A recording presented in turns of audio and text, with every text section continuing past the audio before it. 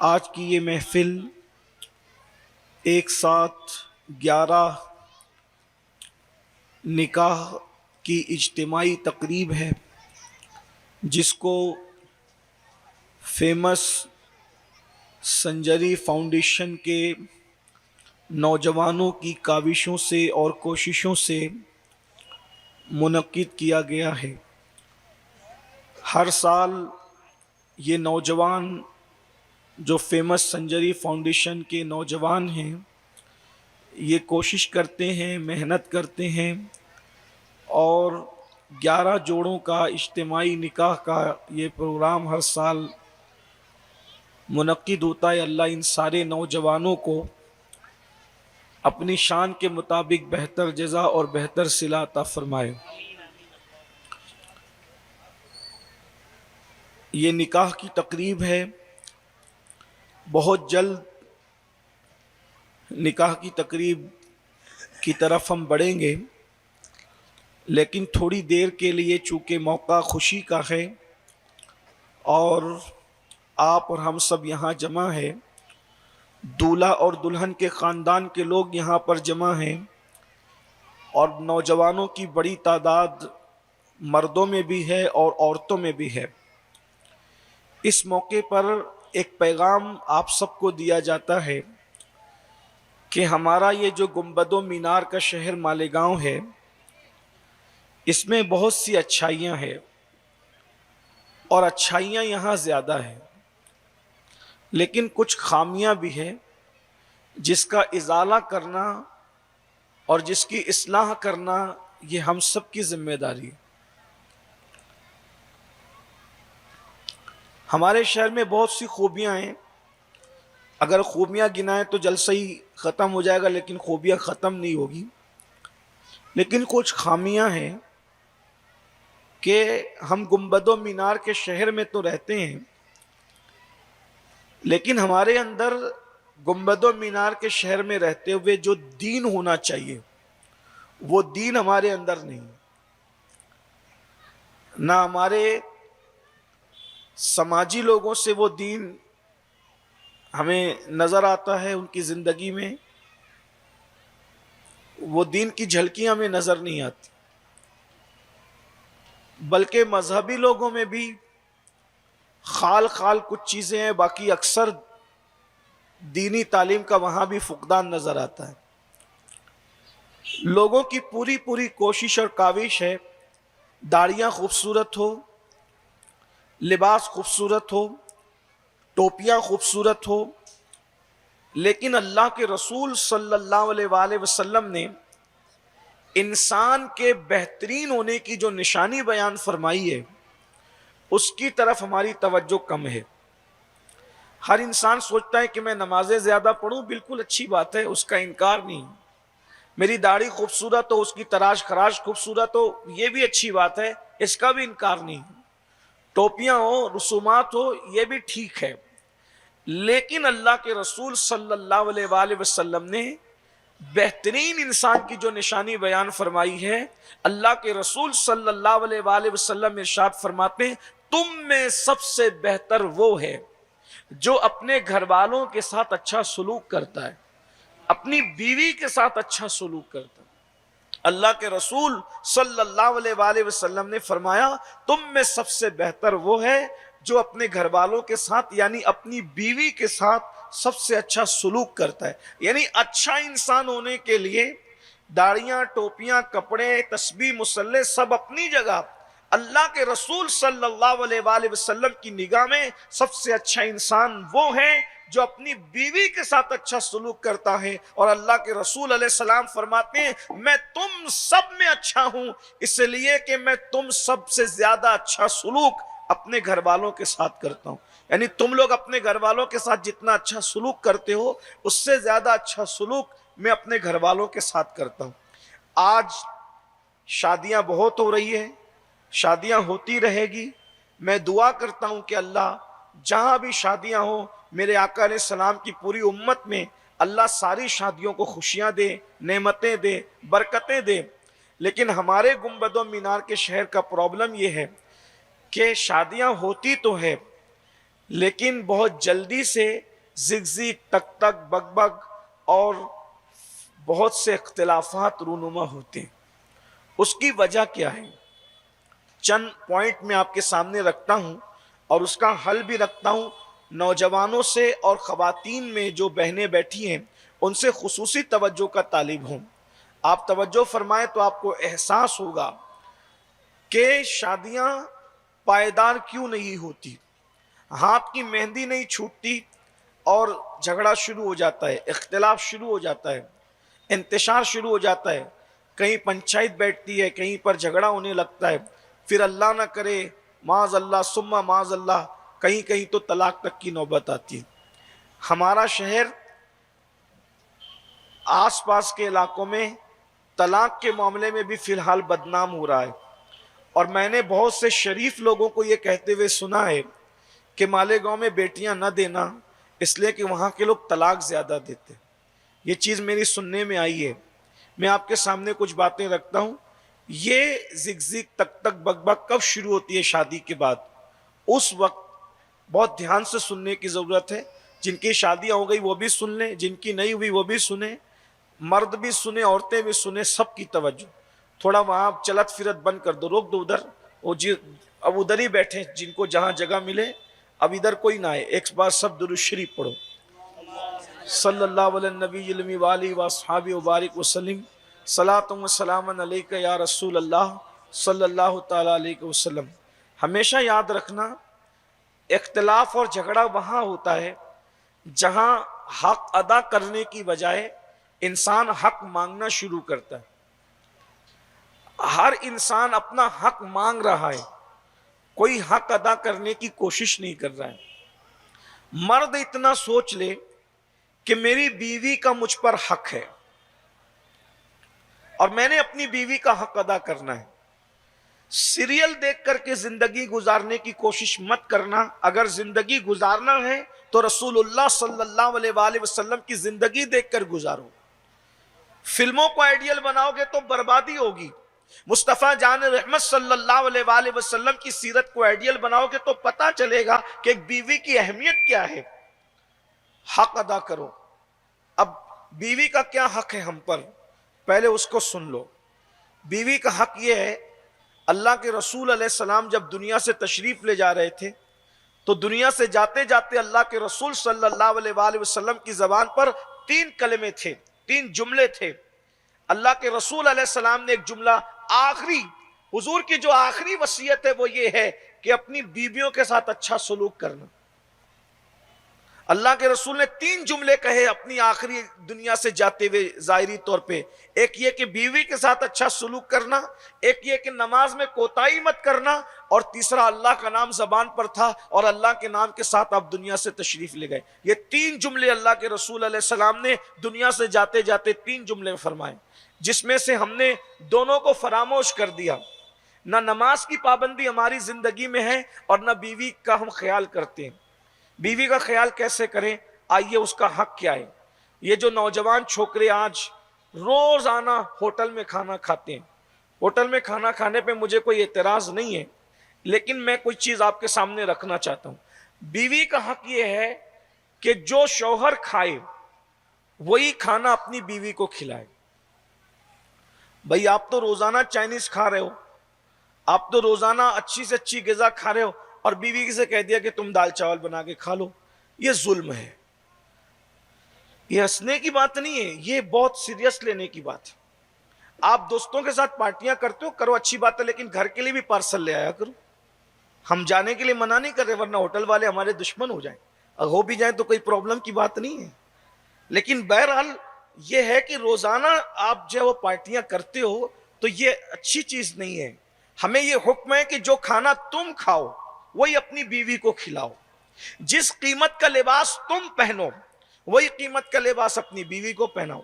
آپ تو شو روم سے پینٹ خرید کر لاتے ہیں 5-5 ہزار کی اور اس کو 1000 روپے پکڑا کے کہتے ہیں کہ جاؤ مارکیٹ سے لے آؤ. یہ ظلم ہے. دیکھیں یہیں سے جو ہے وہ تلخیاں شروع ہوتی ہے، کیونکہ جب بیوی محسوس کرتی ہے کہ اس نے تو سب اپنا ہی اپنا دیکھنا ہے، اس کو تو میرا خیال ہی نہیں ہے. عام طور پہ پہلے یہ جو پہلے رشتے پائیدار تھے، مضبوط تھے، ہم نے اپنے بچپن میں دیکھا کہ جھگڑا اس بات پر ہوتا تھا کہ بیوی کہتی تھی میری چپل اچھی ہے، آپ چپل خرید کر لے آئیں. یعنی بیوی شوہر کو کہتی تھی میں نے چپل نہیں لینا، اس رمضان شریف میں میں نے عید پر چپل نہیں لینا، میری اچھی میں نے تو چند مہینے پہلے لی تھی، آپ چپل لے آئیں. شوہر کہتا تھا نہیں تمہیں چپل لینی ہوگی، میری چپل اچھی ہے تم لے آؤ. غربت کے باوجود ایک دوسرے کو آگے کرتے تھے. اور آج حال یہ ہے اچھا خود کھائیں گے بیوی کو فراموش کریں گے، اچھے کپڑے خود پہنیں گے بیوی کو فراموش کریں گے، خود جو ہے وہ سال میں 2-3 مرتبہ پکنک پر گھومنے جائیں گے بیوی کو فراموش کریں گے. نتائج یہ ہوتے ہیں کہ کہیں نہ کہیں دل میں دراڑیں پیدا کرنا شروع ہو جاتی ہے. اور جب اللہ کے رسول علیہ السلام نے ہم پہ ان کا حق متعین کیا ہے، اللہ کے رسول صلی اللہ علیہ وآلہ وسلم ان کی گھر کی زندگی کا حال یہ تھا کہ امہات المومنین کے ساتھ بیٹھ کر کھانا کھاتے تھے. اللہ کے رسول صاحب معراج جن کو اللہ لامکاں پہ بلاتا ہے، نبیوں کا تصور، فرشتوں کا تصور جہاں نہیں جا سکتا وہاں مصطفیٰ جان رحمت کے قدم جاتے ہیں. سبحان اللہ، اللہ کے دیدار کے لیے حضور تشریف لے جاتے ہیں. ایسا رسول لامکاں تک جس کی رسائی ہے وہ اپنی بیویوں کے ساتھ گھر میں بیٹھ کر کھانا کھاتے، اور کھانا کھانے کا انداز بھی تو کوئی دیکھے. ام المومنین سیدہ عائشہ صدیقہ رضی اللہ تعالیٰ عنہا فرماتی ہیں کہ میں ہڈی چوستی تھی، میری چوسی ہوئی ہڈی کو میری محبت میں اللہ کے رسول چوسا کرتے تھے. برتن میں جس جگہ سے میں انگلی سے کھانا لیتی تھی حضور میری انگلیوں کا نشان دیکھ دیکھ کر وہیں سے کھانا لیتے تھے. میں پانی پیتی تھی، میرا بچا ہوا پانی اللہ کے رسول پیتے تھے. میں دودھ پیتی تھی، میرا بچا ہوا دودھ اللہ کے رسول پیتے تھے. حضور ہم سے پہلے نہیں پیتے تھے، پہلے ہمیں پلاتے تھے. حضور ہم سے پہلے نہیں کھاتے تھے، پہلے ہمیں کھلاتے تھے. اب بتائیے کہ ہماری زندگیوں کے اندر یہ چیز ہے؟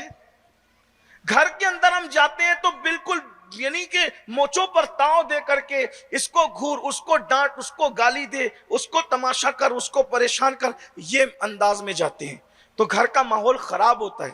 اللہ کے رسول علیہ السلام کی زندگی میں آپ کو بتاؤں، ذرا تصور کیجئے کہ شان کی زندگی تھی. حضور علیہ السلام جب نئے کپڑے پہنتے تھے، نئے کپڑے تو اکثر نئے کپڑے تو آدمی گھر سے پہن کے نکلتا ہے.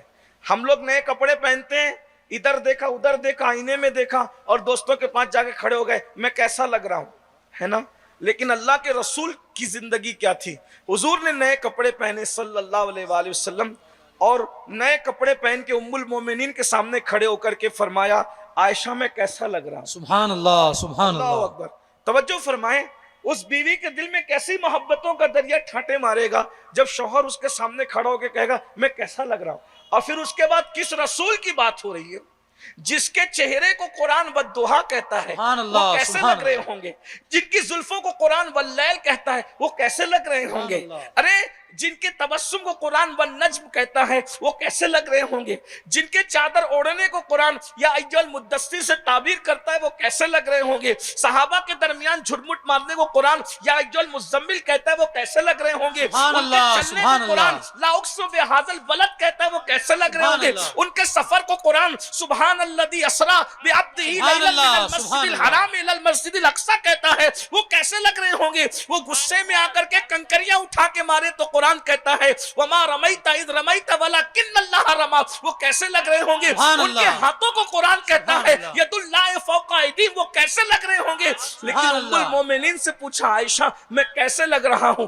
وہ بھی ام المومنین تھی، بڑی پڑھی لکھی تھی، مفتی 4 ملت تھی. کہنے لگی یا رسول اللہ میرے ماں باپ آپ پہ قربان، ارے مصر والی عورتوں نے یوسف کو دیکھا تو انگلیوں پر چھری پھیر لی، اگر آپ کو دیکھ لیتی تو اپنے دل پر چھری پھیر لیتی. سبحان اللہ، سبحان اللہ. بے شک، بے شک. دیکھیں لیکن حضور علیہ السلام کی زندگی گھر میں یہ تھی کہ حضور اپنے گھر کی خواتین سے پوچھ لیں، ام المومنین سے پوچھ لیں. یہ حضور علیہ السلام کا گھریلو انداز تھا. آج ہمارے گھر میں یہ چیز نہیں.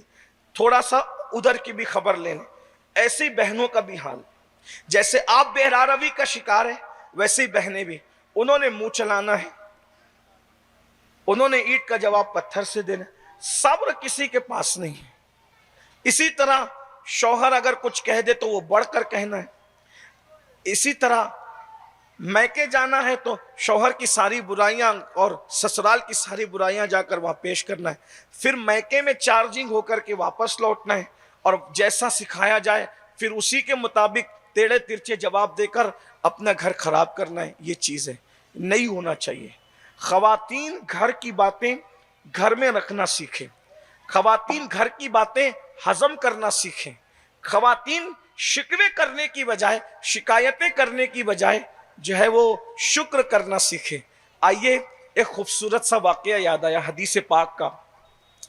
ایک نوجوان صحابیہ تھی، ان کی شادی ہو گئی، ان کا نکاح ہو گیا۔ جب ان کا نکاح ہوا تو اللہ کے رسول علیہ السلام سے وہ ملنے آئیں، تو اللہ کے رسول علیہ السلام نے فرمایا کیسی ہو؟ اس صحابیہ سے پوچھا کیسی ہو؟ انہوں نے شکایت نہیں کی، لیکن کتنا اچھا جملہ کہا، حضور سمجھ گئے جو کہنا چاہتی تھی۔ انہوں نے اس کی یا رسول اللہ، اللہ کا بڑا شکر ہے میں بہت اچھی ہوں، بہت اچھی ہوں، مجھے شوہر اتنا نیک ملا، اتنا نیک ملا، اتنا نیک ملا ہے کہ میرا شوہر پوری رات مصلی پہ گزار دیتا ہے، میرا شوہر پوری رات مصلی پہ گزار دیتا ہے، میرا شوہر اتنا نیک ہے۔ اللہ کے رسول علیہ السلام نے شکر کے پردے میں شکوے کے جملے سن لیے، تو اللہ کے رسول علیہ السلام نے فرمایا بلاؤ اس کو، اس کے شوہر کو بلاؤ۔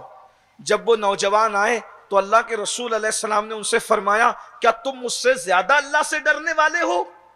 کیا تم مجھ سے زیادہ اللہ سے ڈرنے والے ہو؟ انہوں نے کہا نہیں یا رسول اللہ، آپ سے زیادہ اللہ سے کون ڈر سکتا ہے؟ تو فرمایا پوری رات تم نماز کیوں پڑھتے ہو؟ آقا فرماتے ہیں پوری رات نفل نہ پڑھا کرو، بلکہ تم اپنی بیوی کے ساتھ وقت گزارا کرو۔ نفل پڑھنے سے زیادہ ثواب اور اجر بیوی کے ساتھ رات گزارنے میں ملتا ہے۔ بلکہ ایک دوسری حدیث پاک میں اللہ کے رسول علیہ السلام کے غلاموں سوچو، دوسری حدیث پاک میں آتا ہے کہ جو شخص اپنی بیوی کے ساتھ اس کا حق ادا کرنے میں رات گزارے، اللہ اسے شب قدر کا ثواب عطا فرماتا ہے۔ ذرا غور کیجئے۔ تو آج کل ماحول تبدیل ہوتا جا رہا ہے، میاں بیوی میں نفرت، میاں بیوی میں عداوت کی ایک وجہ یہ بھی ہے کہ نوجوان لڑکے شادی سے پہلے بہت وٹ میں رہتے ہیں، لیکن جب شادی ہو جاتی ہے تو بعض لوگ 3 4 دن تک کے غسل ہی نہیں کرتے، نہاتے ہی نہیں، منہ میں گٹکے کی بدبو آ رہی ہے، منہ میں سگریٹ کی بدبو آ رہی ہے، منہ میں بیڑی کی بدبو آ رہی ہے، اسی طرح گھر میں چلے آتے ہیں، ویسے ہی سو جاتے ہیں۔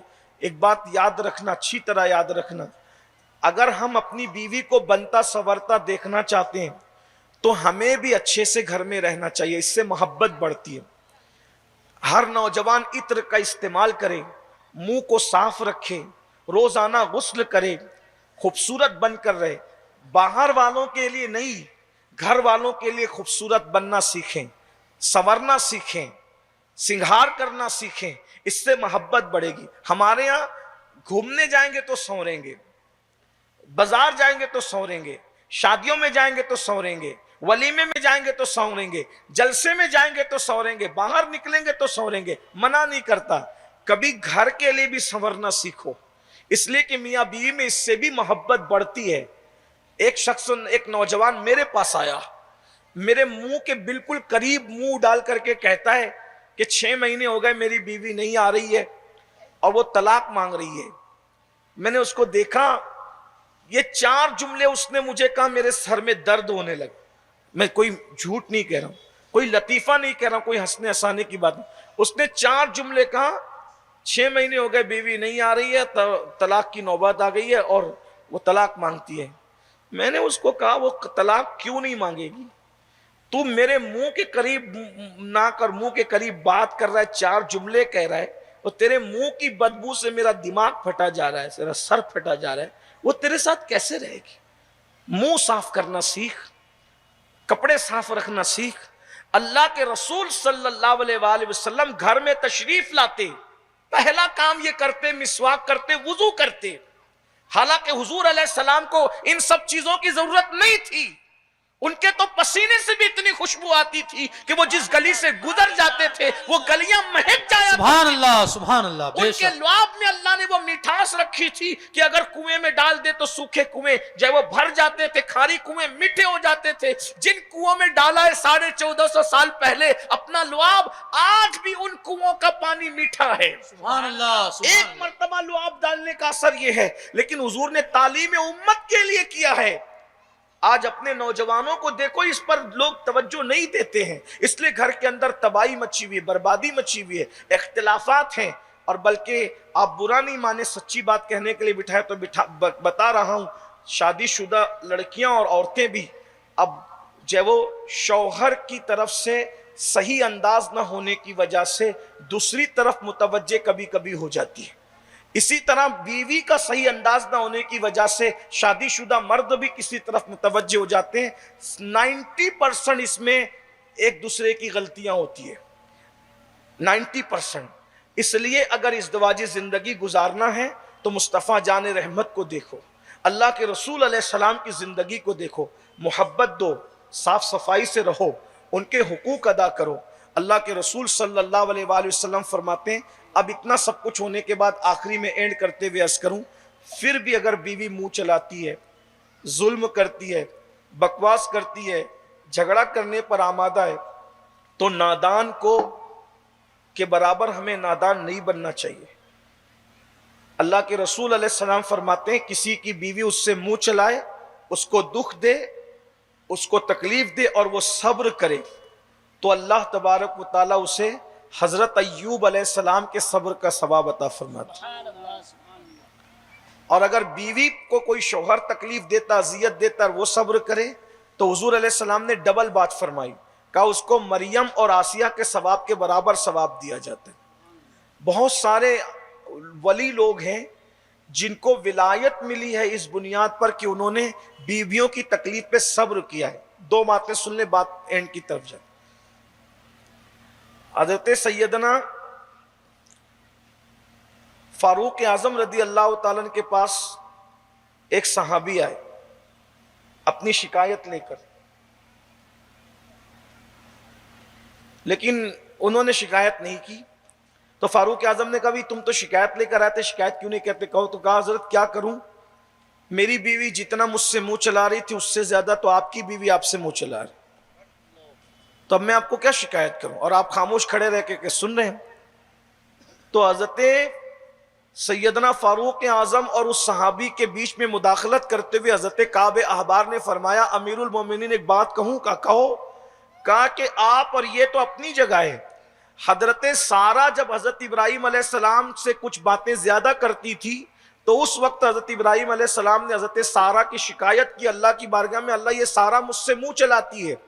तो अल्लाह ने फरमाया, इब्राहिम मैंने औरत को टेढ़ी पिछली से पैदा किया है, इसको सीधा करने की कोशिश नहीं करना, इसके साथ ऐसे ही निभा करना। और जो बंदा बीवी की अजियतों पे सब्र करता है अल्लाह उसको अपना महबूब और मकबूल बंदा बनाता है। इस पर मैं एक रिवायत आपके सामने पढ़ता हूं, आपको हैरत होगी। एक बहुत बड़े बुजुर्ग, आप लोग सब जानते होंगे, बहुत बड़े बुजुर्ग मकाम गौसियत पर फाइज है, उनका नाम है सैयद अहमद कबीर रिफाई। बड़े आदमी हैं, बहुत बड़े इंसान हैं। इनका मज़ार इराक के अंदर है और सिलसिले रिफाइया के बहुत बड़े बुजुर्ग हैं। इनके एक मुरीद ने ख्वाब देखा कि पीर साहब यानी सैयद अहमद कबीर रिफाई रदी अल्लाह ताला अन्हु मकाम सिद्दीकियत पर फाइज हैं। ये विलायत में एक मकाम होता है, बहुत बड़ा मकाम होता है, मकाम सिद्दीकियत। लेकिन मुरीद ने ख्वाब देखा, उसकी बयान करने की हिम्मत नहीं हुई, क्योंकि अहमद कबीर रिफाई कोई छोटे आदमी नहीं थे। आप उठाकर इनकी सीरत देखें तो पता चलेगा, जब ये मदीने मुनव्वरा जाके रोज़े रसूल पे सलाम करते हैं तो इनको कब्र रसूल से जवाब आता है सलाम का। और जब ये कहते हैं कि या रसूल अल्लाह मेरे नाना जान मैं तो आपसे मुसाफा भी करूंगा, तो हमारे कसीर बुजुर्गों ने लिखा कि अल्लाह के रसूल ने अपनी कब्र अनवर से अपने हाथ इनसे मुसाफे के लिए बाहर कर दिए। और इनसे ये नहीं कोई छोटी मोटी हस्ती नहीं है, बहुत बड़ी हस्ती है सैयद अहमद कबीर रिफाई की। उनका मुरीद देखते हैं कि आप मकाम सिद्दीकियत पे फाइज हैं। خواب بیان کرنے کی ہمت نہیں ہوئی تو سید احمد کبیر رفاعی کو جو لوگ جانتے ہیں انہیں پتہ ہے، ان کے لیے قبر رسول سے، مزار رسول سے ہاتھ باہر آئے، حضور نے ان سے مصافحہ کیا اور ان کو سلام کا جواب آیا کرتا تھا۔ ان کے مرید نے دیکھا کہ پیر صاحب مقام صدیقیت پہ فائز ہیں، خواب بیان کرنے کی ہمت نہیں ہوئی، بیان بھی نہیں کیا۔ ایک دن حضرت سے ملنے کے لیے ان کی خانقاہ میں آیا تو کیا دیکھا؟ ایک عورت ہے جو حضرت کے ساتھ بے عزتی سے پیش آ رہی، حتیٰ کہ اس نے حضرت پہ حملہ کیا اور حضرت کا خون نکال دیا اور پھر وہ چلی گئی۔ تو یہ آیا مرید اور کہنے لگا حضور اگر میں پہچانا ہوں تو کیا میں صحیح پہچانا کہ یہ جو تمہارے ساتھ بدتمیزی اور بے ادبی کر رہی تھی وہ آپ کی بیوی تھی؟ کہاں میری بیوی تھی۔ وہ کہا اس نے آپ کا خون نکال دیا، وہ آپ کی بیوی تھی؟ کہاں میری بیوی تھی۔ کہ حضرت اس بدتمیز اور بے ادب بیوی کو آپ کو طلاق دینا چاہیے جو آپ کے ساتھ اتنی بدتمیزی کر رہی تھی کہ اس نے آپ کا خون تک نکال دیا، مار کر آپ کو زخمی کر دیا۔ آپ مسکرا کے کہتے ہیں بیٹا یہ میری محسنہ ہے، یہ بدتمیز نہیں ہے۔ کہ وہ کیسے؟ کہ تو نے جو خواب دیکھا نا کہ میں مقام صدیقیت پہ فائز ہوں اللہ کے نزدیک، تو وہ نفل نماز اور نفل روزوں کی وجہ سے یہ مرتبہ نہیں ملا، یہ بیوی مجھ پہ ظلم کرتی ہے، میں اس پہ صبر کرتا ہوں، اللہ نے اسی وجہ سے مجھے اتنا بڑا مقام عطا فرمایا۔ معاذ اللہ اس کا یہ مطلب نہیں کہ ہم عورتوں کو یہ کہیں کہ عورتیں شوہر پہ ظلم کریں، نہ، بلکہ حدیث پاک میں تو یہاں تک آیا ہے جو عورت، جو بیوی اپنے شوہر سے منہ چلاتی ہے قیامت کے دن اس کی شکل کتے کی طرح ہوگی اور اس کا پورا جسم انسان کی طرح ہوگا۔ عورت کو شوہر سے منہ چلانے کی اجازت نہیں ہے، لیکن اگر کوئی عورت ایسا کرتی ہے تو شوہر کو چاہیے طلاق نہ دے، صبر سے کام لے، نبھا کی کوشش کرے۔ اگر آپ کہتے ہیں کہ جو وہ نااہل تھی اس لیے طلاق دیا، بدمعاش تھی اس لیے طلاق دیا، بدتمیز تھی اس لیے طلاق دیا، تو یاد رکھیے وہ نااہل تھی، آپ تو اہل تھے، وہ بد اخلاق تھی، آپ کے تو اخلاق تھے۔ اچھوں کو تو سبھی نبھاتے ہیں، بروں کو نبھانا یہ اچھوں کا طریقہ ہوتا ہے۔ اس لیے اپنے گھر کی زندگی کو خوشگوار بنائیے، مصطفیٰ جان رحمت کی سنتوں کو پڑھ کر، سیرت مصطفیٰ کو پڑھ کر پیار دیجئے، محبت دیجئے۔ یاد رکھیے جو جنگیں تلواروں سے اور طاقت سے نہیں جیتی جاتی، وہ جنگیں محبتوں سے جیتی جا سکتی ہے، اور محبت میں وہ طاقت اور وہ قوت ہے کہ جب محبت اور نفرتوں کی جنگ ہوتی ہے تو نفرتیں ہمیشہ ہار جاتی ہیں اور محبتیں ہمیشہ جیت جاتی ہے۔ میں بہنوں کو بھی یہی پیغام دیتا ہوں اور آپ سب کو یہی پیغام دیتا ہوں، شادیاں تو کر رہے ہو لیکن ایک دوسرے کے حقوق ادا کرنے کی کوشش کرو۔ اللہ کے رسول علیہ السلام فرماتے ہیں جس نے اپنی بیوی کی بے عزتی کی، قیامت کے دن اگر وہ پہاڑوں جیسی نیکیاں لے کر آئے گا تو بھی اللہ اس کی نیکیوں کو ضائع کر کے اسے جہنم میں ڈال دے گا۔ بے عزتی کرنے والے شوہر کی نیکیاں ضائع ہو جائے گی۔ اب آپ مجھے بتائیے جو بیوی کو ماں بہن کی گالی دیتے ہیں ان کا انجام کیا ہوگا؟ اس لیے بیوی کی عزت کرنا سیکھیے، بیوی کی قدر کرنا سیکھیے، عورتوں کی عزت کرنا سیکھیے، عورتوں کی قدر کرنا سیکھیے۔ اور اس کے لیے ہمارے لیے بہترین آئیڈیل ہے لقد کان لکم فی رسول اللہ اسوۃ حسنہ، ہمارے نبی کی زندگی ہمارے لیے بہترین نمونہ ہے۔ اللہ تعالی ہم سب کو عمل کی توفیق عطا فرمائے، ہمارے معاشرے سے اللہ برائیوں کا خاتمہ فرمائے، اور یہ جو 11 نکاح ہو رہے ہیں اللہ اس میں برکتیں عطا فرمائے، اور دولہا دلہنوں میں اللہ وہ محبتیں اور وہ پیار پیدا کر دے جو رسول اللہ اور ان کی پاک ازواج کے درمیان تھا، جو سیدہ فاطمہ اور مولا علی کے درمیان تھا، اور اللہ ان سب کی زندگیوں کو خوشیوں سے مالا مال فرمائے۔ گفتگو کے درمیان اگر کوئی غلطی ہو تو اللہ معاف کرے۔ استغفر اللہ ربی من کل ذنب واتوب الیہ وما علینا الا البلاغ۔ السلام علیکم ورحمۃ اللہ وبرکاتہ۔